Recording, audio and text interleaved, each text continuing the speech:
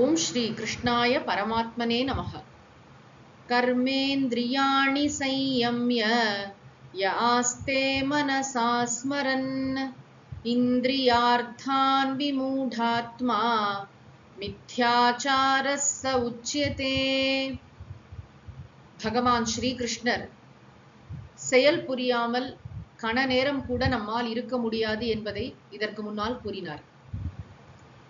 ஒருவேளை பக்குவம் இல்லாமல் ஒருவர் செயலை துறக்கிறார் என்று வைத்துக் கொள்ளலாம். நான் எதுவும் செய்ய போறதில்லை அப்படின்னு கடமையிலிருந்து விலகிடுறோம், இவன் துறவரமே கூட ஏற்றுக்கொள்கிறோம் அப்படின்னா, எவன் ஒருவன் கர்மேந்திரியாணி சம்யம்ய, கர்மேந்திரியாணின்னு சொன்னா செயற்கருவிகள், கை கால் முதலானதெல்லாம் சம்யம்ய நன்றாக கட்டுப்படுத்தி, ஒன்னும் பண்ணல, நான் எந்த செயலையும் பண்ணல அப்படின்னு சொல்லிட்டு, இந்திரிய அர்த்தான், இந்திரிய அர்த்தான்னா என்ன, புலனின்ப பொருட்கள், விஷயங்கள், வெளியில நம்ம ஒண்ணும் அனுபவிக்கல, ஆனா அதெல்லாம் அனுபவிக்கணுங்கிற ஆசை இருக்கு இல்லையா, அந்த பொருட்களை மனசா ஸ்மரன் ஆஸ்தே, மனதினால் நினைத்து கொண்டு அமர்ந்திருக்கிறானோ.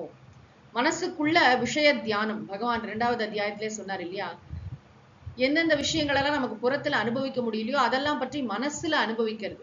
பாக்குறதுக்கு வெளியில தியானம் பண்ற மாதிரி உட்கார்ந்து இருந்தாலும் மனசுல இந்த எண்ணங்கள் இருக்கின்றன, எதையோ அனுபவிக்கணும், எதையோ சாப்பிடணும் அப்படிங்கிற எண்ணங்கள் இருக்கின்றன. அப்படிப்பட்டவனை அவன் மித்யாச்சாரக உச்சியதே. மித்யாச்சாரகன்னு சொன்னா பொய் ஒழுக்கம் உடையவன், ஒரு ஸ்பிரிட் பர்சனாலிட்டி என்று உச்சியத்தை என்று பெரியோர்களால் சொல்லப்படுகிறான். என்ன விஷயம் அப்படின்னா, வெளியில செயல்களை துறந்து விட்டான், நான் ஒன்னும் பண்ணலன்னு சொல்றான், ஆனா மனசுக்குள்ள இந்த இந்திரிய விஷயங்களை தியானித்து கொண்டு இதையே நினைச்சிட்டு ஓயாம நினைத்து கொண்டு இருக்கிறான். மனசுல என்ன நினைக்கிறோங்கிறது எப்படி வெளியில தெரியும்? சித்பவானந்த் சுவாமிஜி சொல்லுவார், நம்ம ஒவ்வொருத்தருக்கும் நம்ம மனசுல என்ன நினைக்கிறோங்கிறது நெத்தியில அப்படியே ஒரு இந்த டிவியில வர இது மாதிரி ஓடித்துன்னு வச்சுக்கோங்களேன், பிளாஷ் நியூஸ் மாதிரி, நம்ம யாரும் வெளியிலேயே வரமாட்டோம். அப்படி நம்ம மனசுல எதையாவது நினைத்து கொண்டு ஆனா வெளியில நான் செயல் புரியல அப்படின்னு சொன்னா அவன் வேஷம் போடுறான்னு தானே அர்த்தம், வேஷதாரி. அததான் மித்யாச்சாரக அப்படின்னு சொல்றார். திருக்குறள்ல கூடா ஒழுக்கம் என்றே ஒரு அதிகாரம் இருக்கிறது. அதாவது துறவிகள், பொய் ஒழுக்கமுடைய துறவிகளை பற்றி திருவள்ளுவர் அங்க சொல்லியிருக்கார். அதனாலதான் துறவரம் என்பது ரொம்ப பக்குவம் உள்ளவர்களுக்குத்தான் தரப்படும்.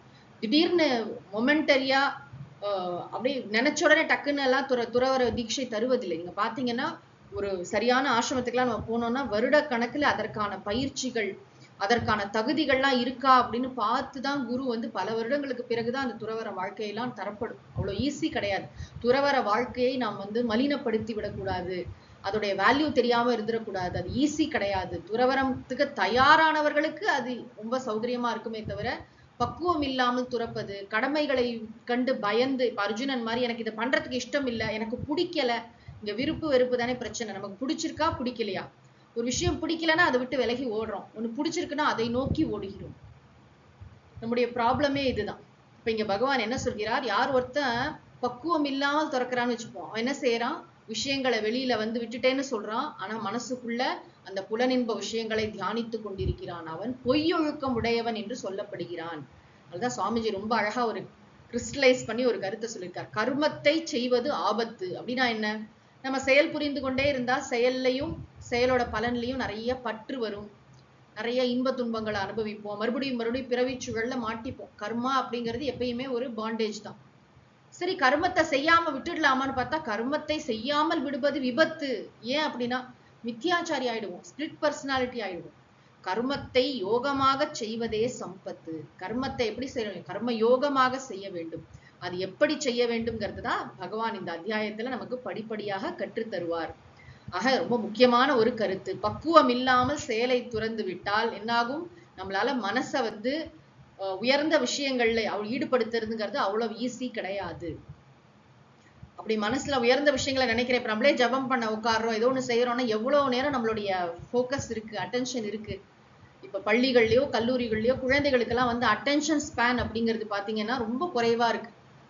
கிளாஸ் 40 நிமிஷம் இருந்தாலும் 10 நிமிஷத்துக்கு மேல கவனிக்க முடியாது. அதே மாதிரிதான் வேதாந்த வகுப்புகள், எல்லா இடத்துலயும் நம்மளோட அட்டென்ஷன் ஸ்பேன்ங்கிறது குறைகிறது. ஏன் அப்படின்னா மனசுல பல்வேறு எண்ண ஓட்டங்கள் அதிகமா இருக்கு. நம்ம பார்க்கிற இந்த புற உலக விஷயங்கள் அதிகமாகி விட்டதுனால, டிஸ்ட்ராக்ஷன் அதிகமா இருக்கிறதுனால நம்மளால தொடர்ச்சியா ஒரு விஷயத்துல மனசை வைக்க முடியல. இதுவே இப்படி இருக்கும் பொழுது நம்ம வெளியில வந்து நான் செயல்கள்லாம் விட்டுட்டேன், ஆனா ஏதோ அனுபவிக்கணும்னு ஆசையெல்லாம் இருக்கும் இல்லையா? அந்த ஆசையெல்லாம் என்ன ஆகும், மனசுலயே அதை வந்து அனுபவிச்சு தீர்க்கறதுக்கு நிறைய பேர் மனசுக்குள்ளேயே அதை நினைச்சு சந்தோஷப்படுவாங்க.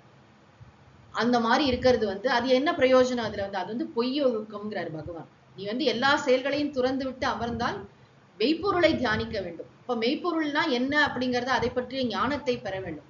அதை பற்றிய ஞானத்தை பெறாமல் எப்படி மெய்ப்பொருளை நான் தியானிக்க முடியும்? கடவுளை பற்றி அறிந்து கொள்ள வேண்டும், வாழ்க்கையின் உண்மைத்தன்மை என்னங்கிறத ஆராய்ச்சி பண்ணணும். இதெல்லாம் தெரிந்து கொண்டு அப்புறம் தான் தியானம் பண்ண முடியுமே தவிர, நான் திடீர்னு இந்த குழந்தைங்க எல்லாம் உட்காருமே டக்குன்னு எல்லாத்தையும் போட்டுட்டு தியானம் செய்வது என்பது எளிதல்ல. அதனால பகவான் ரொம்ப பிராக்டிக்கலா நம்ம எல்லாருக்கும் மிகவும் பயனுள்ள ஒரு கருத்தை இந்த ஸ்லோகத்தில் அருளி செய்திருக்கிறார். ஓம் சாந்தி சாந்தி சாந்திஹி. ஹரி ஓம் தத்சத். சர்வம் ஸ்ரீ கிருஷ்ணார்ப்பணமஸ்து.